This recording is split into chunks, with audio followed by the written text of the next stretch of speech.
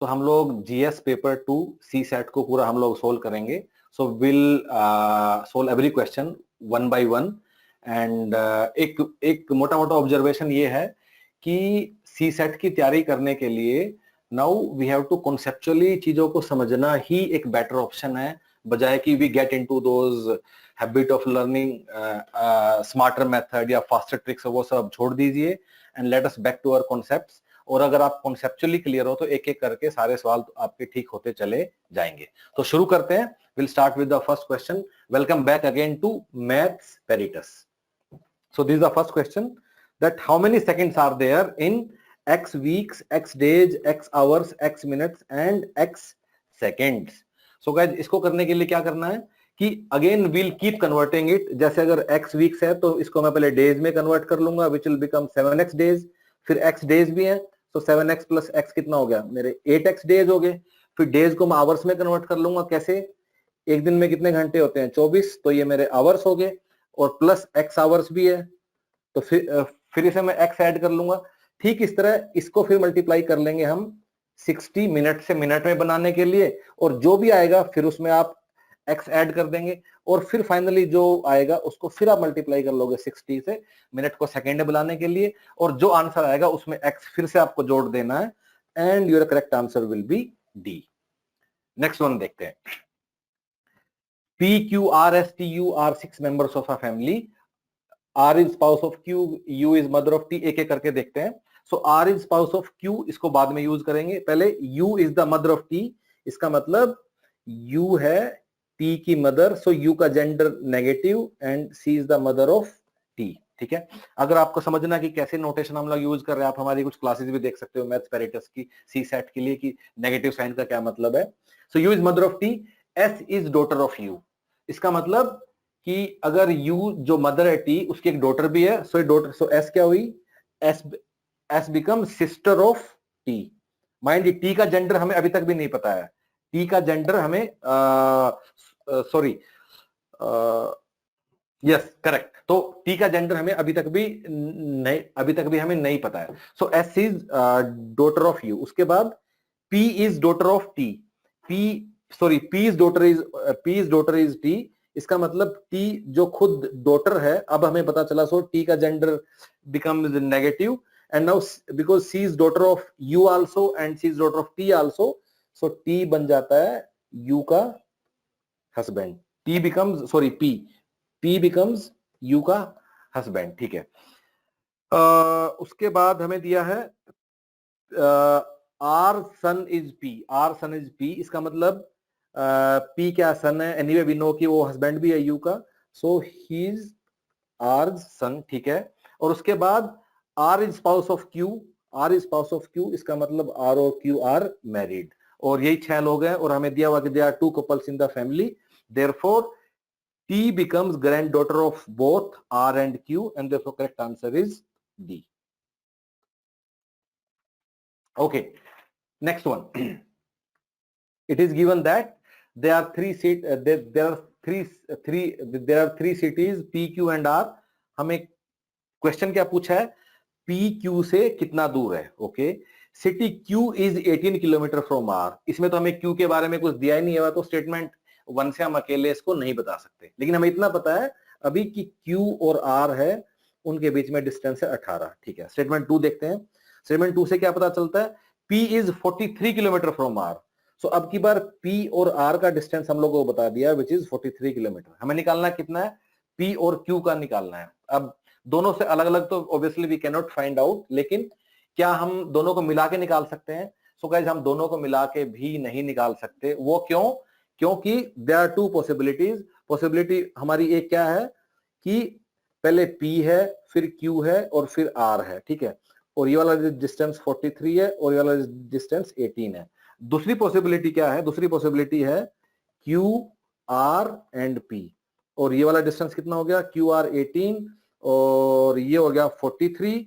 Therefore पहले वाले में P और Q का डिस्टेंस कितना हो गया, 43 माइनस 18 25 किलोमीटर. दूसरे में P और Q का कितना हो गया, 43 plus 18 which will become 61 kilometre. Therefore दोनों स्टेटमेंट से भी हम इसको नहीं बता सकते. Correct answer is D. आगे बढ़ते हैं. नेक्स्ट वन, सो सिलोजिज्म के सवाल हैं। Statement one, all pens are books. So मैं पहले पेन बनाता हूं, P, all pens are books, ठीक है। उसके बाद no chair is pen.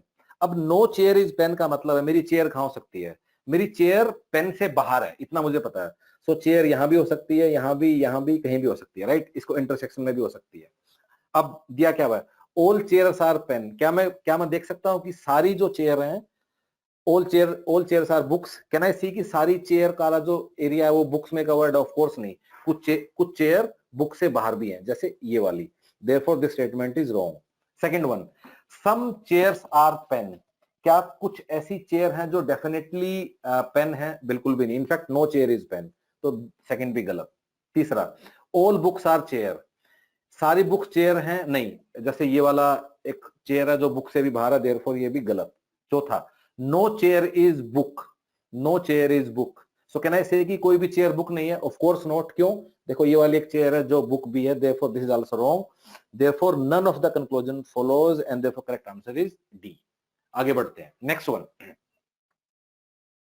Again some statements are given, statement 1 2 3। So एक सम वाला है, एक ऑल वाला है, एक ऑल वाला है। तो जनरली हमें अच्छी प्रैक्टिस क्या होती है कि हम पहले ऑल वाले को लिख लेते हैं, ठीक है।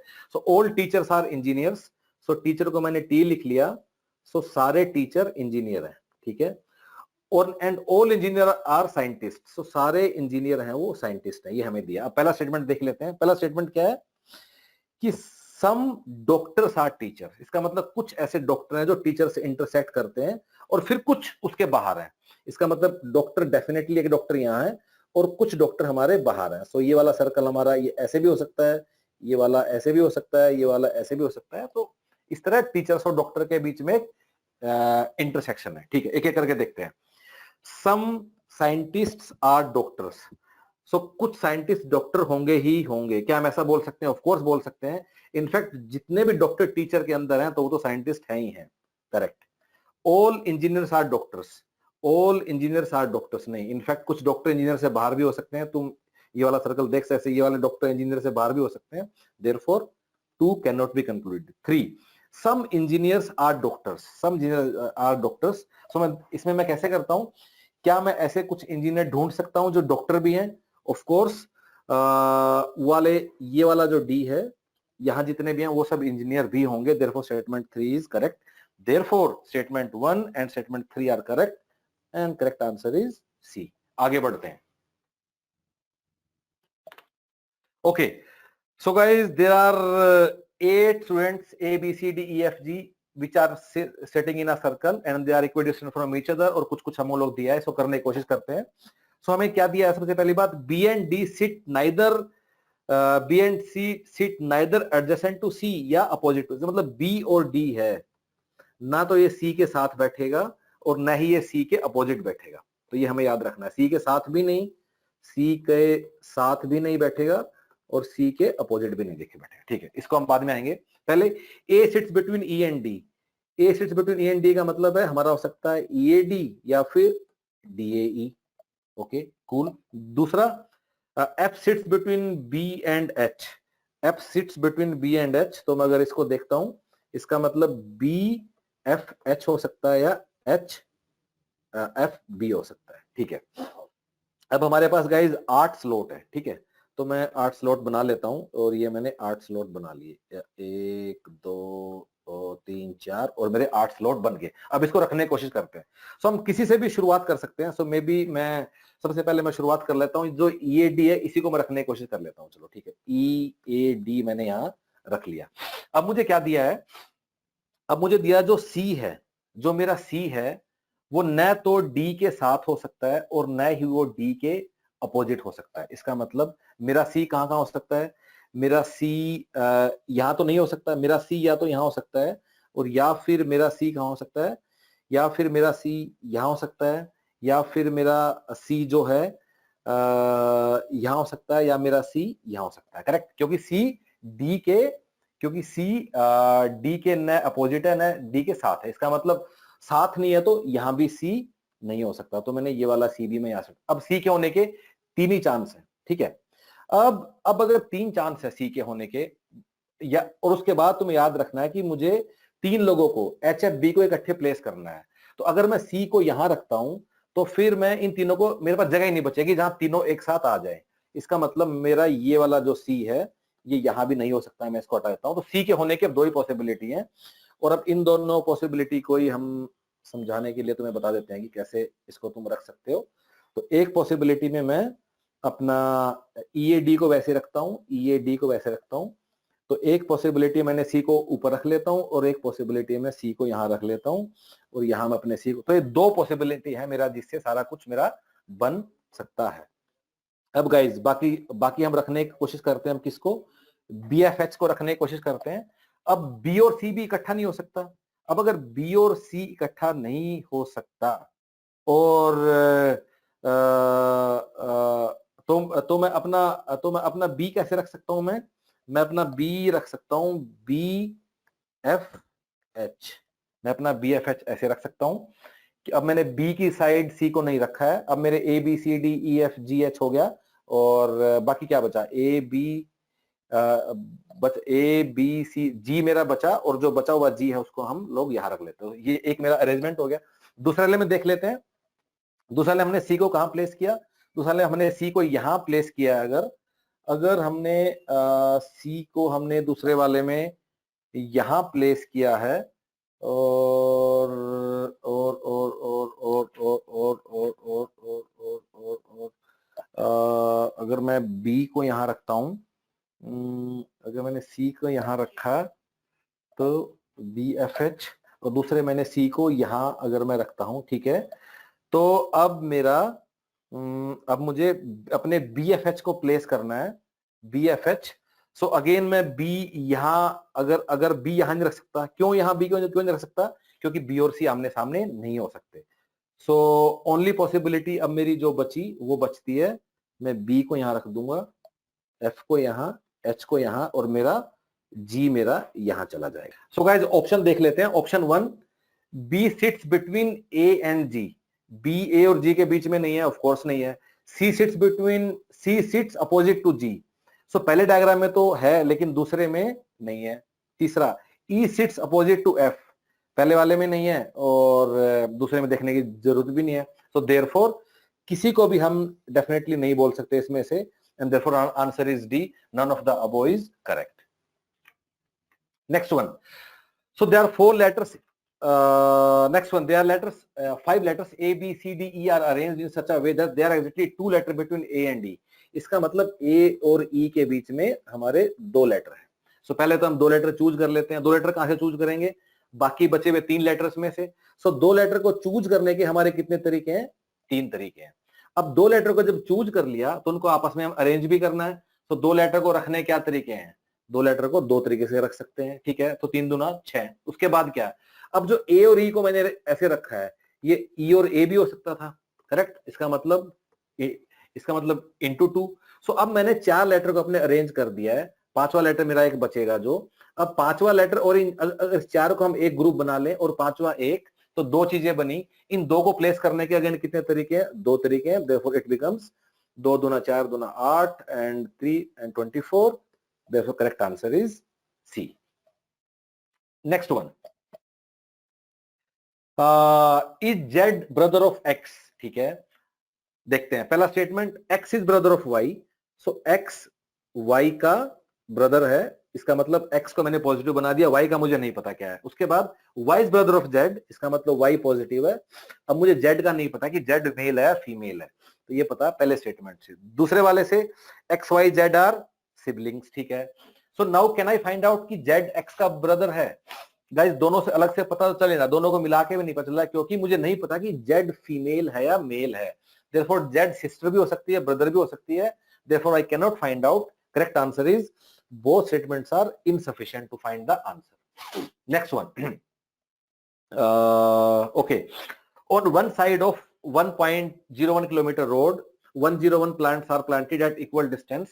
What is the total distance between 5 consecutive plants? So total distance हमारा कितना है, 1.01 किलोमीटर, जो कि कितने के बराबर हो गया, 1010 मीटर्स। सो टोटल डिस्टेंस इतना है, और हर एक डिस्टेंस पे 101 प्लांट है, मतलब ये पहला है तो ये दूसरा है, ये तीसरा है और सातवां 101 लास्ट वाला एक 101 प्लांट है। इसका मतलब जो एक गैप है, ये कितने गैप हुए, अगर मैं एक को x मान लूं तो कितने गैप हुए, पहले वाले को इंक्लूड नहीं कर सकते तो कितने हो गए, 100 हो गए।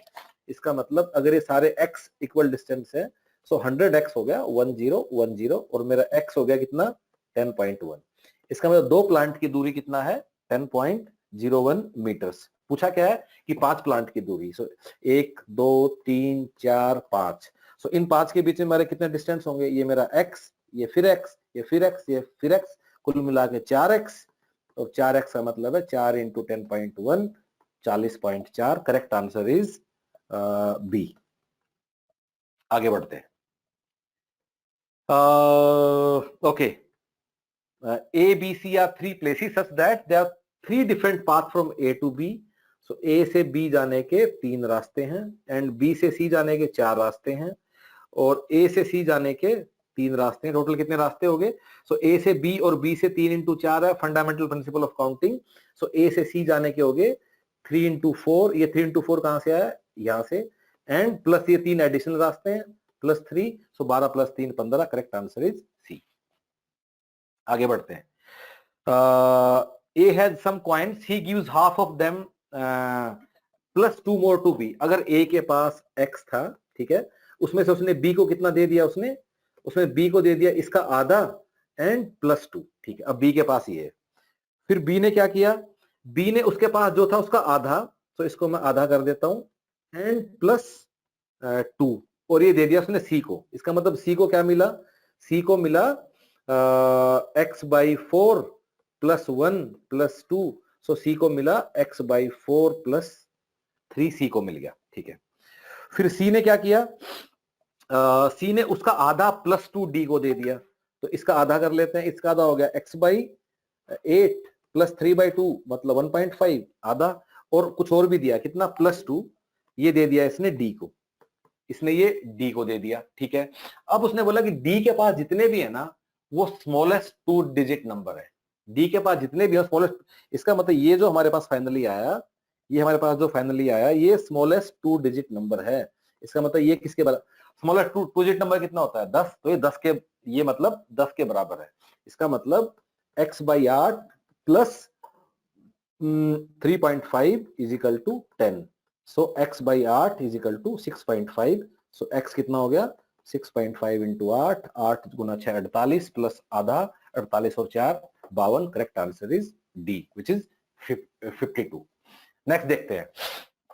सो गाइस ये सीरीज दिया है जिसमें क्या है A, फिर AB, फिर ABC, फिर ABCD, फिर ABCDE, ऐसे दिया है। तो हमें बताना है कि 100 प्लेसेस पे क्या आएगा। तो गाइस ये इसमें 1 है, इसमें 2 है, इसमें 3 है, इसमें 4 है, इसमें 5 है। सो हमें 1 2 3 4 5 का सम इस तरह करते जाना है कि हमारा 100 प्लेस हमारा उसके अंदर आ जाए, 100 प्लेस उसके अंदर आ जाए। सो गाइस अगर आप इसको ध्यान से देखोगे वो क्या नंबर है 1 से लेके उसका सम 100 आ जाए, मतलब 1 2 3 4 5 को मैं कहां तक जाऊं सो दैट उसका सम जो है इन सब का 100 या 100 के आसपास आ जाए। सो गाइस अगर तुम 14 देखते हो, सो 1 से लेके 14 का सम कितना है 14 इंटू 15/2, ये फॉर्मूला होता है। सो 1 से लेके 14 का सम होता है 105। तो इसका मतलब हुआ कि 14 वाले सीरीज पे जब आएंगे तब वो 105 पे जाके खत्म होगा। इसका वजह से मैंने 1 2 3 4 5 ऐसे रखा, तो जहां मेरा ऐसे 14 आएगा, जहां मेरा 14 आएगा तो मुझे फिर ABCD होगा वहां, ABCDEF GHIJKL 14 तक। 14 क्या होता है N होता है 14, राइट, JKLMN। इसका मतलब जो N 14 होता है, और N की क्या जगह है, टोटल कितना 105, सो मेरा N हो गया मेरा 105, ये कितना हो गया 104, ये 103, ये 102, ये 101 और ये 100। इसका मतलब I हो गया मेरा 100। Correct answer is C. Next one, 3 persons A, B, C are standing in a queue, not necessarily in the same order, ठीक है। There are 4 persons between A and B, ठीक है जी। A और B के बीच में 4 लोग हैं, सो A के बीच में मैं लिखता हूं 4 और फिर B, ठीक है। उसके बाद and 7 persons between B and C, B और सी के बीच में 7 लोग हैं, लेकिन याद रखना ये चीज ऐसे भी हो सकती है कि ए और बी है, इसके बीच में 4 है, और लेकिन सी कहीं यहां है।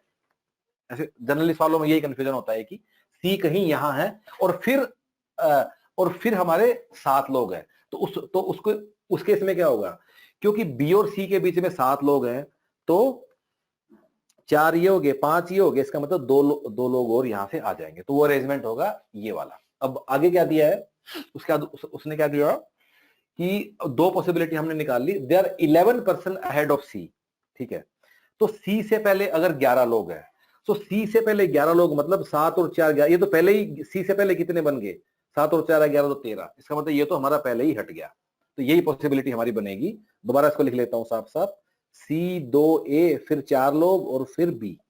अब ये बोलता है कि सी से पहले 11 लोग हैं अहेड ऑफ सी, सो 11 लोग सी से पहले हैं, और 13 ए के बाद में है, सो ए के बाद में 13, सो ए के बाद में 4 और बी 5वां और 8 इधर। अब पूछा क्या है, मिनिमम नंबर कितना होगा, सो 11 और एक 12, 2 14, एक 15, 4 19, एक 20 और 8 28।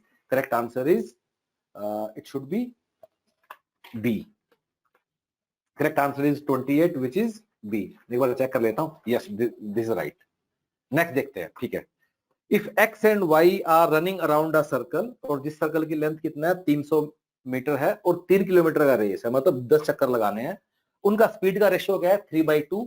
If they start together in the same direction then how many times will they meet. So guys अगर तुम क्लास अटेंड करोगे तुम्हें समझ में आएगा। अगर 2 लोग एक ही डायरेक्शन में अगर वो लोग भाग रहे हैं, ठीक है, तो वो कितने पॉइंट से मिलते हैं, वो क्या होता है कि उसका जो मिनिमम रेशियो है, रेशियो को काट लो, जैसे रेशियो अगर 14/30 है तो इसको काट के निकाल लो जितना जहां तक हो सकता है, सो 7/15 हो गया, ठीक है। तो इस तरह रेशियो को पहले काट लो, सो जो कि 3/2 आया, सो और जो उनका डिफरेंस है वो उतने ही पॉइंट पे मिलेंगे अगर वो सेम डायरेक्शन में जा रहे हैं तो एक ही पॉइंट पे मिलेंगे, और क्योंकि ये सारे पॉइंट इक्वी डिस्टेंस होंगे, पहले पॉइंट से शुरू वो लोग करेंगे ही, इसका मतलब हर बार वो स्टार्टिंग पॉइंट पर ही मिलेंगे जब भी मिलेंगे, ठीक है। अब हर बार अगर वो स्टार्टिंग पॉइंट पे मिलेंगे, इसका मतलब एक बार वो चल पड़े तो तब वो इकट्ठे थे, फिर वो चल पड़े, लेकिन उसको काउंट नहीं करना है, क्यों, क्योंकि दिया हुआ है कि starting point is not counted, ठीक है। तो एक बार वो चल पड़े, और अगर बोलता मैं कि स्टार्टिंग पॉइंट पे ही मिलेंगे, इसका मतलब क्या है कि जब पहले वाला जब 3 चक्कर लगा लेगा तब दूसरे वाला 2 चक्कर लगाएगा, तभी तो मिलेंगे वो। ये उनकी रेशियो का स्पीड है, अगर उनकी स्पीड रेशियो ऑफ स्पीड 3/2 है, तो पहले वाले ने 3 चक्कर लगा लिया फास्टर वाले ने, तो स्लो वाले ने 2 चक्कर लगाए, इसका मतलब वो पहली बार तब मिलेंगे जब पहले वाले ने 3 चक्कर लगा लिए, दूसरे वाले ने 2 चक्कर लगाए। दूसरी बार कब मिलेंगे, जब पहले वाले ने 6 चक्कर लगा लिए, दूसरे वाले ने 4 चक्कर लगाए। तीसरी बार कब मिलेंगे, जब पहले वाले ने 9 चक्कर लगाया, तीसरे वाले ने 6 चक्कर लगाए। सो इसका मतलब वो 3 बार ही मिलेंगे, 1 2 3, and therefore correct answer is C. So guys of course मैंने थोड़ा जल्दी बताया, लेकिन अगर तुम हमारी क्लास देखोगे तो उसमें हमने समझाया कि जब लोग सर्कल के आसपास दौड़ते हैं तो एक ही डायरेक्शन में या अलग में कैसे काउंट करना है, कितने पॉइंट मिलेंगे, कैसे कैसे मिलेंगे, वो इसमें चीज होता है, ठीक है। नेक्स्ट, हाँ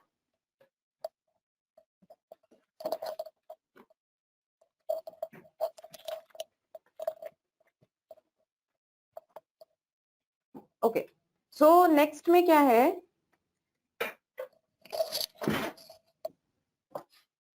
if the order of the letters in the English alphabet is reversed and each letter represents the letter whose position it occupies, then which one of the following represents Lucknow? So basically what we have to do is, first हमें क्या करना है कि alphabets reverse हुए हैं, तो पहले ABCD पूरा हम Z तक लिख लेते हैं।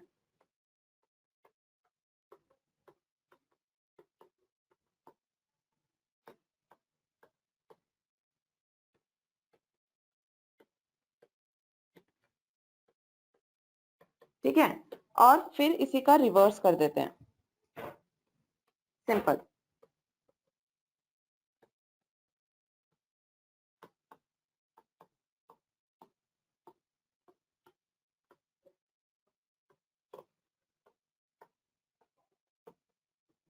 नाउ अब क्या करना है कि लखनऊ को कौन रिप्रेजेंट करेगा, तो जो उसका अपोजिट वाला लेटर है वो रिप्रेजेंट करेगा, तो L को O करेगा, U को F, फिर सिमिलरली C को X, K को P। तो ऐसे जब सीरीज बनाएंगे तो हमारा आंसर D आएगा, सो D will be the correct answer. Next, In a tournament of chess having 150 entrants, a player is eliminated whenever he loses a match. It is given that no match results in a tie or a draw. So there is no tie or draw. तो मतलब कि जब भी आपका match हो रहा है तो एक प्लेयर आपका निकल जाता है. तो अगर 150 एंट्रेंट्स हैं तो यानी कि फर्स्ट लेवल पे आपका लेवल 1 जो होगा उसमें 75 मैचेस होंगे. 75 मैचेस में आपका 75 प्लेयर्स निकल जाएंगे जो लूज कर जाएंगे और 75 बचेंगे. देन उन 75 मैचेस में से सेकंड लेवल पे जब मैच होगा तो आपके मतलब कि कितने प्लेयर्स बच गए 75. तो हमें मैच करवाने के लिए 2 प्लेयर्स की टीम चाहिए. दैट मींस आप 74 को तो पेयर में डिस्ट्रीब्यूट कर सकते हो, बाकी का एक प्लेयर आपका बच जाएगा.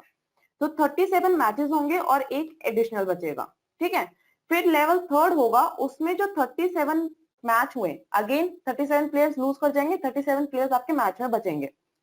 अगेन 37 हुए और 37 प्लेयर्स बचे प्लस 1 प्लेयर बचा, तो यानी कि सेकंड लेवल के बाद आपके 38 प्लेयर्स बचे. तो आपके थर्ड लेवल में 19 मैचेस होंगे. अगेन फिर आपका यही होगा कि 19 मैचेस में 19 प्लेयर्स आपके लूज कर जाएंगे, 19 बचेंगे. फिर वही करेंगे हम कि उसको फिर हमारे 9 मैचेस होंगे प्लस 1 आपका प्लेयर एक्स्ट्रा बच जाएगा. फिफ्थ लेवल पे आएंगे उसमें आपके 5 मैचेस हो जाएंगे. सिक्स लेवल पे आएंगे उसमें आपके 2 मैचेस होंगे, फिर 1 प्लेयर एडिशनल बचेगा. सेवेंथ लेवल पे 1 मैच होगा, 1 प्लेयर एडिशनल है एंड एट्थ लेवल पे 1 मैच होगा. तो आपके टोटल मैचेस कितने हुए यहाँ पे हम काउंट करेंगे तो 75 plus 37 plus 19 plus 9 plus 5 plus 2 plus 1. तो ये आपके टोटल नंबर ऑफ मैचेस आ गए 149. So C is the correct answer. Okay. Next, how many 3-digit natural numbers without repetition of digits are there such that each digit is odd and the number is divisible by 5? So सारे digits odd भी होने चाहिए without repetition and the number is divisible by 5. तो यानी कि 3 places है आपकी 5 से डिविजिबल है. तो हमारे ऑड नंबर्स कौन कौन से होते हैं 1 3 5 7 9. तो ऑड प्लेस पे आपका लास्ट डिजिट पे आ जाएगा 5 क्योंकि नंबर 5 से डिविजिबल है. अब आपके इन प्लेसेस पे बच गए 1 3 7 9 एंड 1 3 7 9. तो अब इनको हम प्लेस कैसे करेंगे क्योंकि विदाउट रिपीटेशन है. तो फर्स्ट प्लेस पे आपके ऑप्शन है कि आप 4 बार रख सकते हो और सेकेंड प्लेस पे आपके बचेंगे 3. तो हमारा आंसर हो जाएगा 12. ठीक है. Next. Okay. So guys again data sufficiency का सवाल है, इसको देख लेते हैं. तो इज एक्स एन इंटीजर. अगर हमें दिया हुआ कि x/3 इंटीजर नहीं है. अच्छा, अगर तुम x को ले लो 25 या तुम x को ले लो 25.5, ठीक है, तो दोनों ही केसेस में x/3 इंटीजर नहीं होगा. लेकिन x तो मैंने एक इंटीजर ले लिया और एक इंटीजर नहीं ले लिया, जिसका मतलब स्टेटमेंट 1 से मैं नहीं बता सकता. स्टेटमेंट 2 देख लेते हैं. 3x is an integer. अगर तुम किसी नॉन इंटीजर को 3 से मल्टीप्लाई करोगे तो कभी इंटीजर हो ही नहीं सकता. सो 3x अगर इंटीजर है तो x भी पक्का इंटीजर होगा ही होगा. And therefore statement 2 is sufficient. Correct answer is B. The increase in price of certain item was 25%. अगर 25% से इंक्रीज किया तो 1.25 से मल्टीप्लाई कर दो. फिर डिक्रीज किया 20% से तो 0.80 से मल्टीप्लाई कर दो. फिर अगेन इंक्रीज किया 10% से तो 110 से. ऐसा क्यों किया तुम्हारी क्लास में तुम्हें देखना होगा कैसे स्टेट हुए, तुम इसको लिख सकते हो. ठीक है. सो फाइनल वैल्यू मेरा इतना x से मेरा वैल्यू आ गया, दिस टाइम्स x बन गया. इसको मल्टीप्लाई करोगे तो कितना आएगा, इसको मल्टीप्लाई करोगे तो इट विल बिकम 1.10x. मतलब जो चीज x थी 1.10x होगी, which is nothing but increase of 10%. Correct answer is B. Next one. So एक सीरीज दिया है 20 10. सो 20 10 10 15 30 75. सो अगर 20 से 10 गया तो ये मल्टीप्लाई हो गया 0.5 से. 10 से 10 गया तो मल्टीप्लाई हो गया 1 से. ये 1.5 से मल्टीप्लाई, ये 2 से, ये 2.5 से. तो अगला नंबर क्या होगा जो 3 से मल्टीप्लाई करेंगे. 75 इंटू 3, 3 गुना 5 15, 3 7 21 और 1 22. Correct answer is D. Thank you.